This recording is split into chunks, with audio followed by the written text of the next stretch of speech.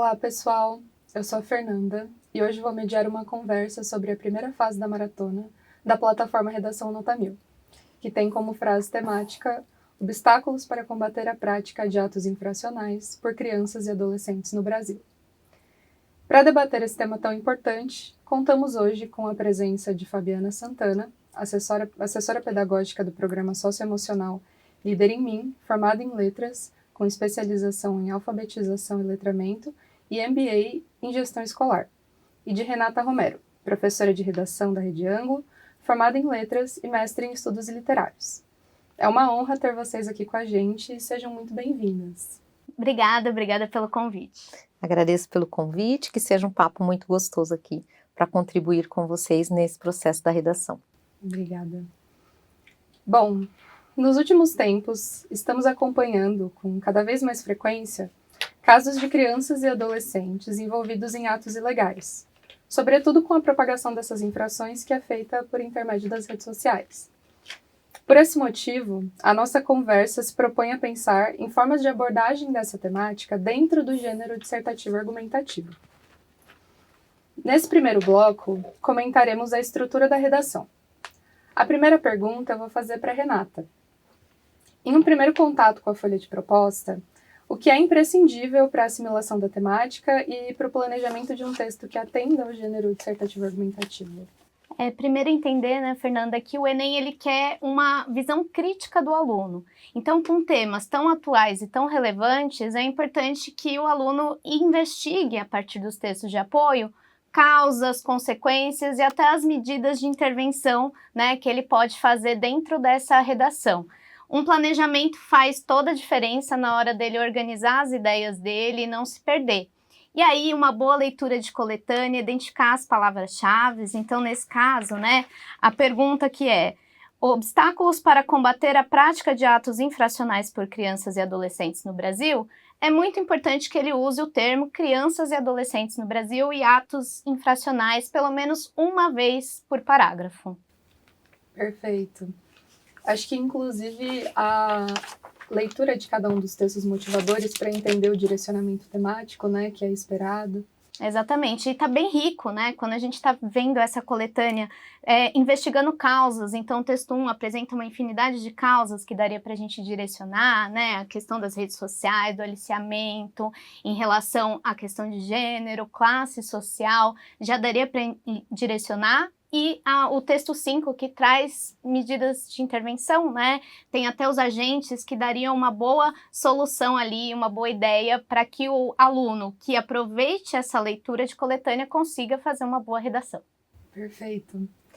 Agora eu me direciono a Fabiana. Quais diferentes recortes, como gênero, classe, idade, podem ser feitos a partir dessa temática?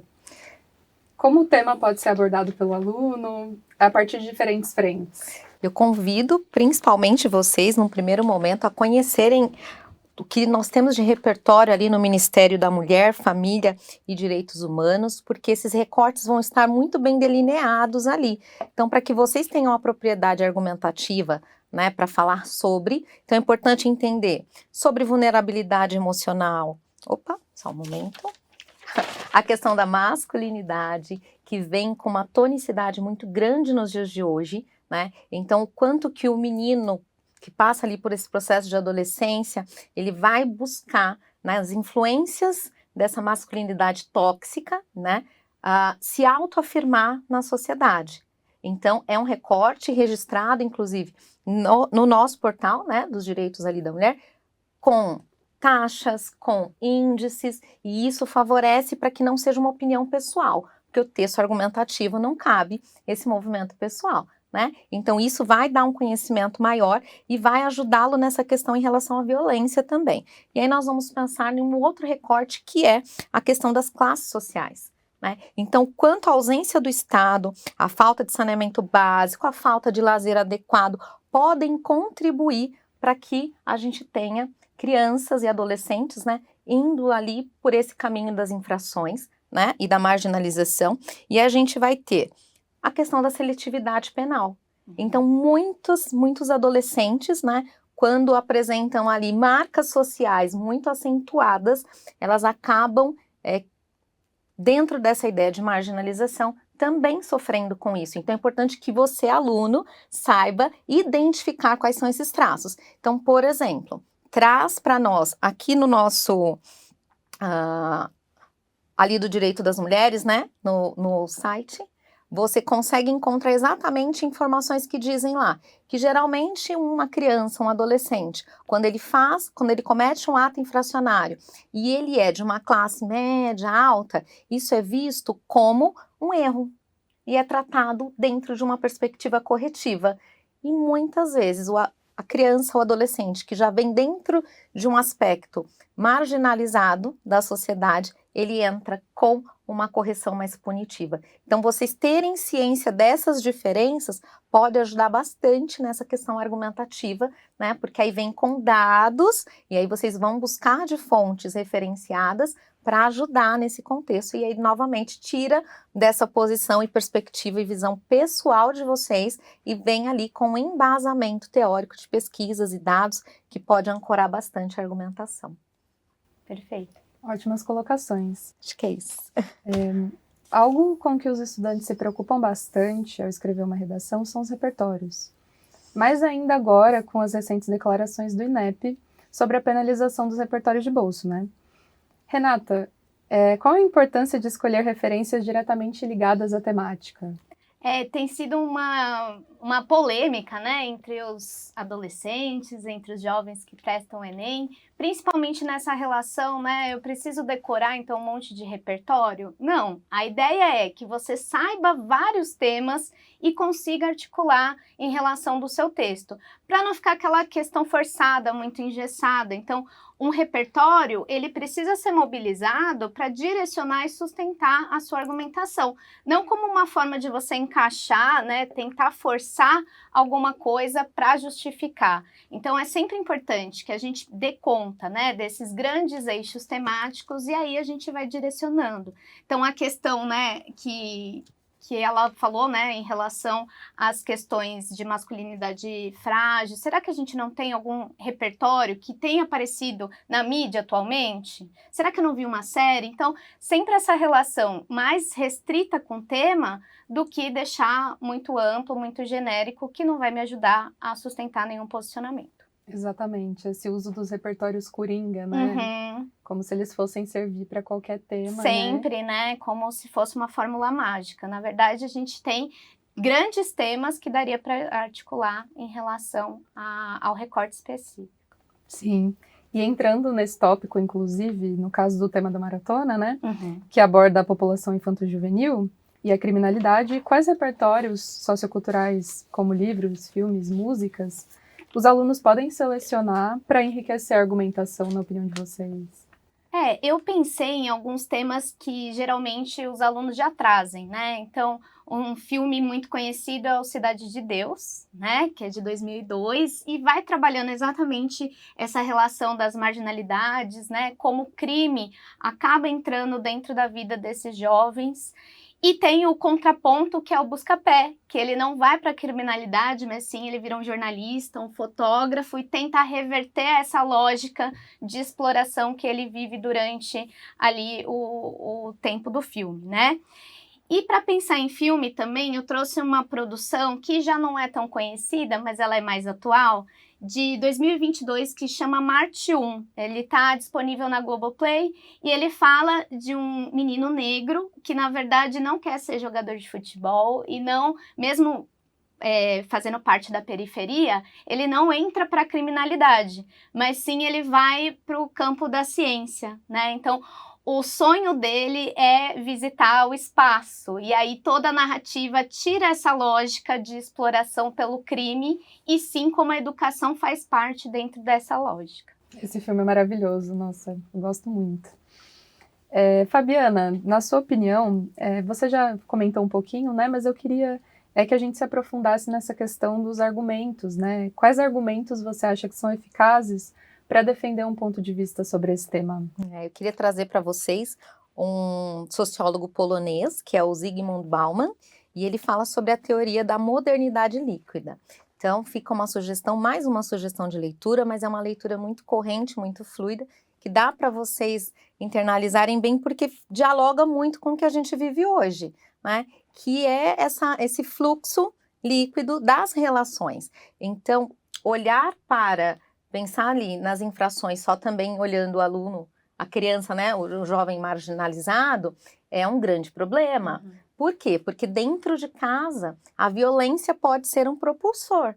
E isso independe de classe social. Então, as relações fragilizadas que vêm em contraponto, como as relações que vêm ali num paralelo, né, com essa liquidez, elas eram mais fechadas, mais rígidas, mais sólidas de um certo ponto. Então, quando você traz para essa fluidez, para essa liquidez, tudo fica muito rápido, num fluxo muito grande, as relações elas ficam muito fragilizadas, inclusive, e isso pode também influenciar gradativamente o desenvolvimento ali socioemocional dos nossos alunos, dos nossos adolescentes, né, jovens e adolescentes, e isso pode sim ser um fator que, bem explorado, pode dar também bastante ponto de argumentação para vocês. Então, olhar para a sociedade a partir de um sociólogo, né, renomado, e isso, quando vocês trazem para dentro da construção de um parágrafo argumentativo, e sendo algo que traz num paralelo com a realidade do que a gente vive como sociedade hoje, pode fortalecer bastante. No socioemocional, a gente fala muito sobre isso, né, o quanto que o meio social influencia, e isso independe de classe, né? Então, quanto que o fortalecimento socioemocional ajuda e a fragilidade, por um outro lado, também colabora bastante se pensarmos aí em atos infracionais. Então, não é só, né, o jovem marginalizado que está propenso a. Então, o que é que pode influenciar isso? Então, vocês terem também base de repertório para responder vai ajudar bastante na argumentação. Tá? Perfeito. É muito interessante isso que você trouxe, porque a gente vai abordar muito essa questão no segundo bloco, né? Com questões mais voltadas para a problemática em si. Para vocês, como a vulnerabilidade emocional na infância e na adolescência pode corroborar o problema, né? Porque essa fase é especialmente complexa no ponto de vista do desenvolvimento humano. Quer falar? Eu Depois acho que quando a gente está pensando, né, em questões principalmente de redação, esses grupos minorizados, eles têm sido sempre cobrados como um ponto de reflexão. Então, pensar que essa criança, esse adolescente, ele não entra na criminalidade, não é uma questão de escolha muitas das vezes, né? Então, às vezes os alunos, eles fazem essa até opção equívoca, né? Assim, de colocar como uma escolha a criminalidade, quando na verdade é uma falta de escolha, muitas das vezes, né? A vulnerabilidade emocional, a gente tem que busca por pertencimento e acolhimento, então muitas vezes dentro da própria escola, e seja qual for o nível, né, particular, pública, a gente vê ali situações acontecendo o tempo inteiro, por essa busca exatamente do quê? De um pertencimento, de acolhimento, de fazer parte do grupo, do nicho. Isso é muito por essa questão da vulnerabilidade emocional, que vem de lacunas afetivas que podem ter sido construídas e tragas desde sempre, principalmente nas relações familiares, né? Então, isso é importante de ser observado também, para que os estigmas também possam ser rompidos, né? Então, quando na construção ali da narrativa, dos parágrafos argumentativos, desculpa, a gente pode trazer também isso, né? E para fechar, a Rê vai falar depois, mas vamos pensar ali que vocês vão ter que ter propostas de intervenção, ter esse posicionamento também ajuda bastante. Um outro fator socioemocional que colabora bastante é a questão de reafirmação do eu. Então, às vezes, está ali no meio, vai estar junto, na hora errada, no momento errado, com as pessoas erradas, mas por que está ali? Na hora errada, no momento errado, com as pessoas erradas. E porque na adolescência isso é muito propenso a acontecer. Então, é importante que a gente também tenha esse conhecimento para argumentar bem. Uma outra questão é a falha na regulação emocional. Então, neurologicamente, a gente sabe que é um momento em que vocês, né, adolescentes, pré-adolescentes, estão ainda em formação cognitiva, estão ainda formando todas as estruturas neurais que podem ali dar para vocês o que a maturidade dá. Então, de repente, trazer ali minimamente um conhecimento sobre essa questão do córtex pré-frontal, que para vocês não está fora nem longe da realidade, porque vocês estudam isso em biologia, então pode trazer e fazer ali uma interdisciplinaridade, trazendo isso para a redação, né? Então, como que o córtex pré-frontal atua, dando para vocês todas essas possibilidades de incertezas que podem culminar, né? Nesse caso, em infrações podem gerar grandes consequências. E para fechar, a teoria do desamparo e exclusão. Então, o jovem adolescente quer fazer parte do grupo, quer ser aceito, quer estar ali pertencente. Em comunidades, né, em que o jovem ou adolescente ele vai estar mais vulnerável, a probabilidade dele ser suscetível aos caminhos, né, de infração é muito maior, porque às vezes em casa ele não encontra esse suporte afetivo, que na lealdade dos grupos, que não leva, né, para um lugar correto, mas há uma acomodação emocional. Então isso também pode ser um fator que leve, né, os nossos jovens e adolescentes para caminhos de infração. Sim. E além dos fatores socioemocionais, quais vocês diriam que são as principais causas históricas, sociais e estruturais dessa criminalidade entre crianças e adolescentes no Brasil? Não tem como sair muito da questão de desigualdade econômica, né? Então, o Brasil é um país estruturalmente desigual, tanto na relação, né, de gênero, de classe, de raça, e isso tudo se intensifica quando a gente está falando dessas crianças.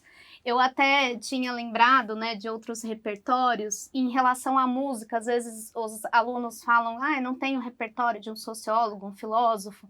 Mas, por exemplo, a produção dos Racionais ajudaria a gente a pensar nisso, né?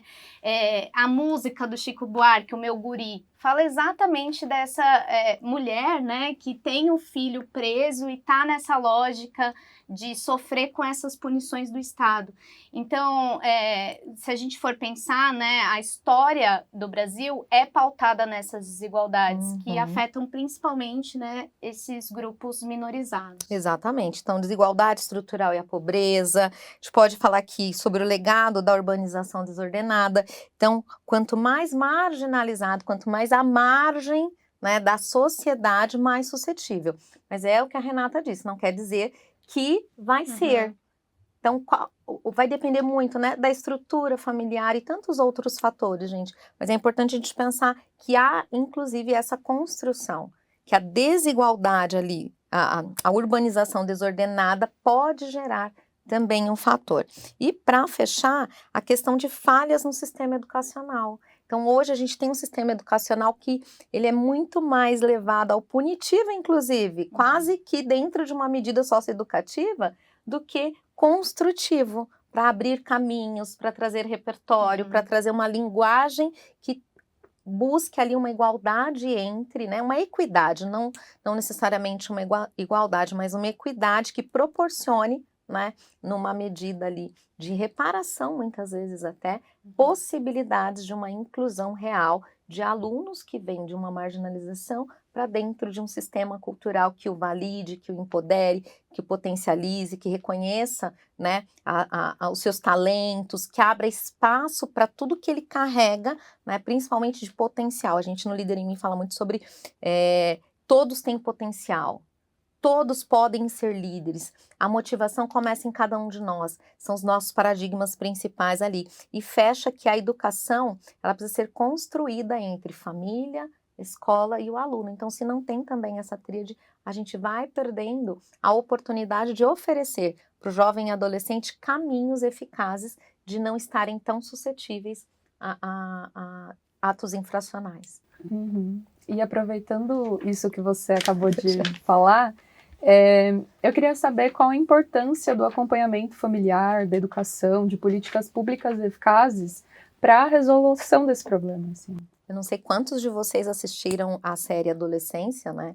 E quando eu assisti primeiro como mãe, depois como professora, me recusei por um tempo a entender que tinha sido realmente o menino que tinha feito aquilo, né? Por conta do contexto todo que no começo vai apresentando, mas aí a gente vê, ao analisar a família, algumas vou colocar como falhas, gente, mas que vocês entendam ali, né? Algumas lacunas, vamos usar esse termo que acho que fica, né, mais pertencente. Lacunas e um reflexo, inclusive. O pai é alguém que interiormente é violento. Sim.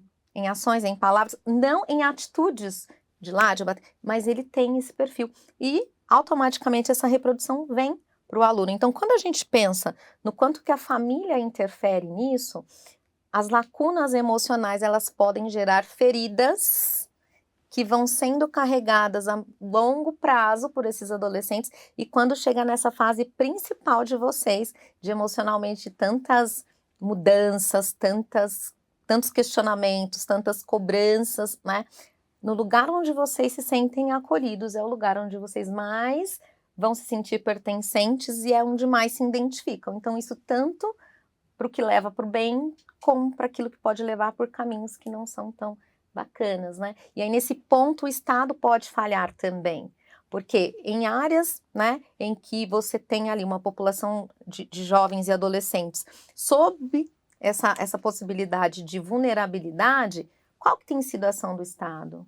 Somente punitiva, somente corretiva, ou ela vem com um preparatório, uma abertura de espaços de desenvolvimento, né, para suprir, tentar equilibrar essa ausência muitas vezes da família. Então, é algo para a gente pensar também, e dá para vocês buscarem repertório de dados, né, para ver o quanto que nessas áreas a vulnerabilidade fica ali, traz essa susceptibilidade a atos infracionais. Sim, inclusive a configuração dessas famílias, né? Sim. São lideradas somente pela mãe, né? Existe essa ausência paterna que é muito frequente, né, no Brasil. Ou tem um pai, mas um pai que é emocionalmente ausente, que é violento. Como é que é a rotina dessa família? O quanto que, voltando lá no assunto da masculinidade até tóxica, o quanto que isso também não influencia.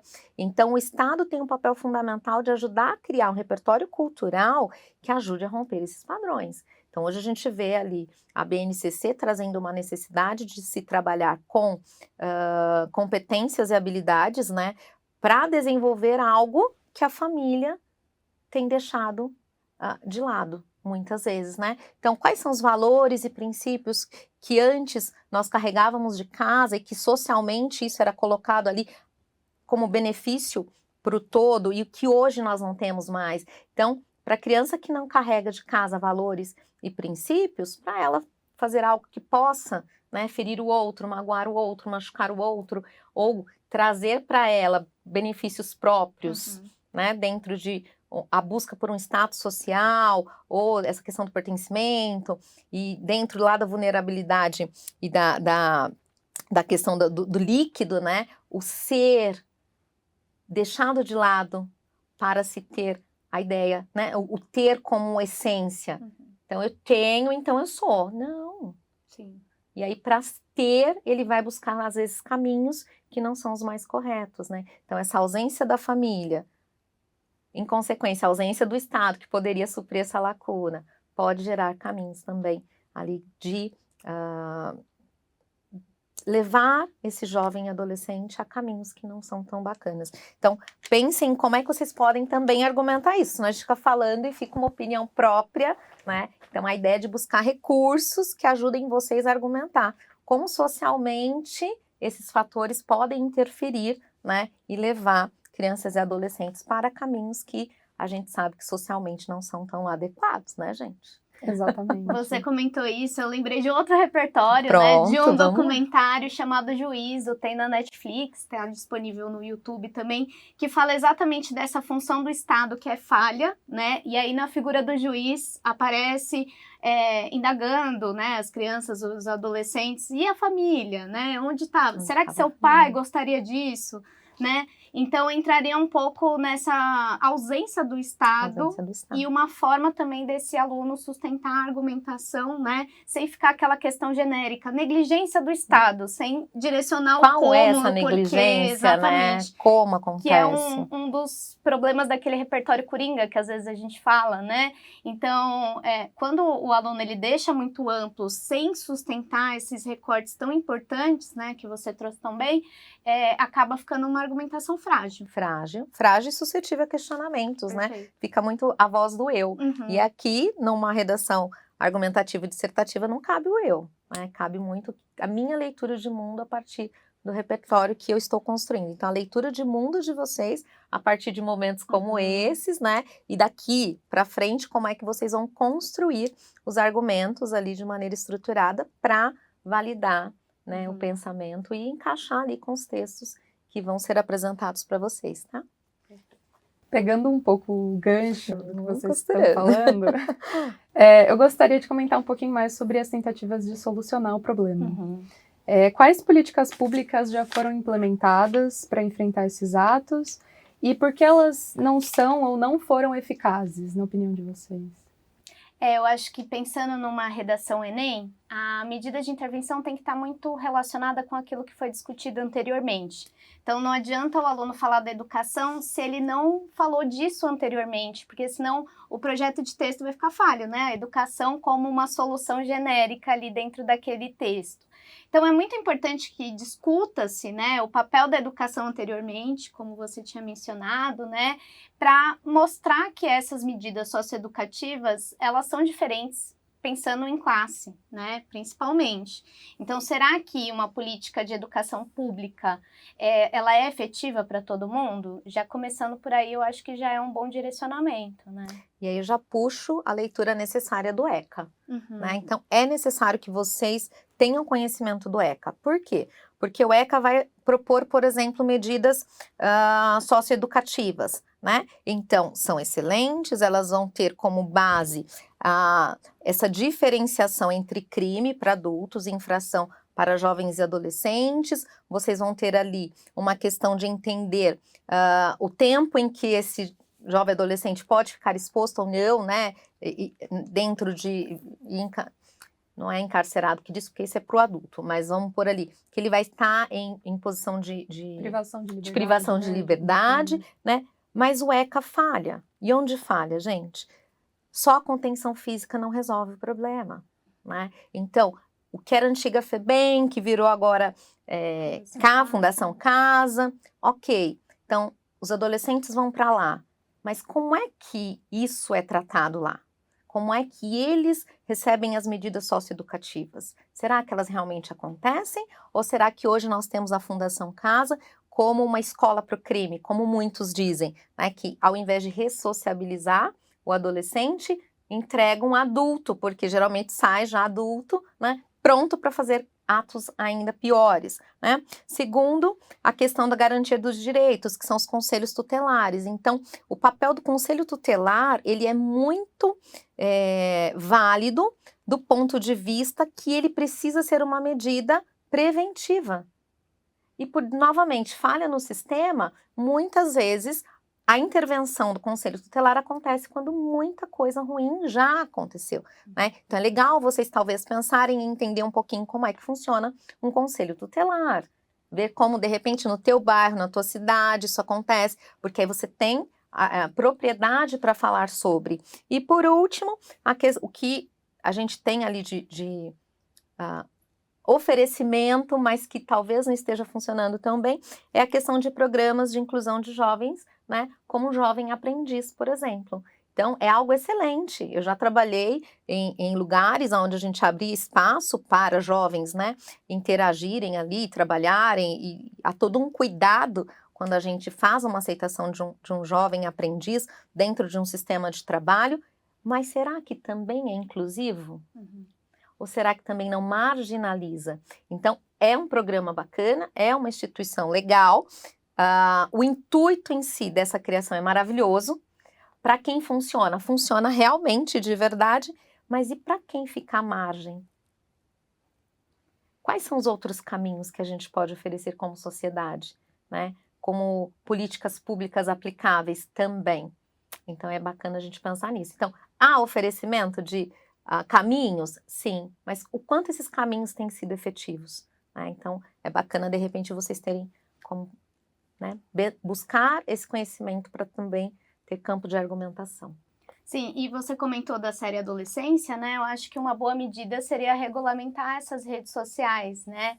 Atualmente a gente tem o ECA Digital Que também, surgiu, né? Que está vindo agora e pode ser um Mais um elemento, fator né, extremamente interessante importante. para responsabilizar essas redes sociais, né, pelo aliciamento, principalmente dessas crianças e de adolescentes, né, dentro desse ambiente que às vezes é muito desconhecido para os pais, né, que a série mostra tão bem também, Sim, né, sim. essa dificuldade entre as gerações conversarem, dialogarem e como esses criminosos acabam encontrando brechas, principalmente nas redes sociais, para o aliciamento dessas crianças. Para aliciamento, para incitação, para validação de atos infracionais, né, que são prejudiciais para a sociedade. Então, é importante que vocês também, além do ECA, o ECA, em 1990, vocês também estejam ali muito conscientes do que carrega esse ECA digital, que vem ali com novas medidas para ajudar vocês também, inclusive no dia a dia de vocês. E aí, na hora do argumento, flui mais facilmente, né? Perfeito. Porque vocês vão estar lá sob pressão, então a internalização e o entendimento sobre o que está chegando novo de lei para vocês em relação ao uso e regulação das redes sociais pode ajudar bastante. E não é repertório coringa, novamente, Não. porque é um repertório completamente atual, né? Nunca foi usado isso na redação, porque está sendo implementado agora. Uhum. Perfeito. Agora que a gente já discutiu as principais facetas do problema, eu gostaria de pedir à professora Renata para nos indicar uma proposta de intervenção. Como o aluno poderia, então, desenvolver uma solução para a coerção de crianças e jovens a atos ilegais no Brasil? Uhum.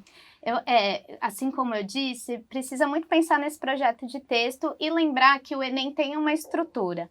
Então, não é uma medida muito genérica, ele precisa trazer os elementos, né, que o Enem considera como uma boa medida de intervenção. E para uma boa medida de intervenção, para a sua C5, você tem que lembrar de colocar o agente, a ação, modo meio, detalhamento, que aí pode ser de um desses elementos, e a finalidade.